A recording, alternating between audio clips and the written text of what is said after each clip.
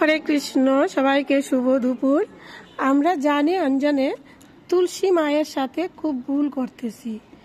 আমরা সবাই জানি যে তুলসী দেবী, তুলসী নিজেই দেবতা, তুলসী মহারানী। এই জন্য আমরা সবাই তুলসীর নিচে ধূপ দিয়া জ্বালাই, তুলসীতে জল দেই, তুলসীর পুজো করি।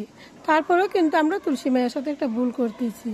আমরা কি করি, অনেকে সব দেবতার চরণে তুলসী পাতা নিবেদন করি, কিন্তু এটা খুবই ভুল। সবার চরণে তুলসী পাতা নিবেদন করতে না। তুলসী একমাত্র বিষ্ণুর চরণে, ভগবানের চরণে নিবেদন করা যায়, সবাই বুগে দেওয়া যায়। এমনকি তুলসী রাধারানীর চরণেও দেওয়া যায় না, কারণ তুলসী নিজে একজন দেবী।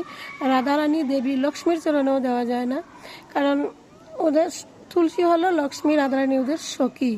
তো সখীর চরণে দেওয়া যায় না, সবাই বুগে দেওয়া যায়। কারণ আমরা যে কোনো দেবদেবতাকে বুক অর্পণ করলে দেবতারা বুক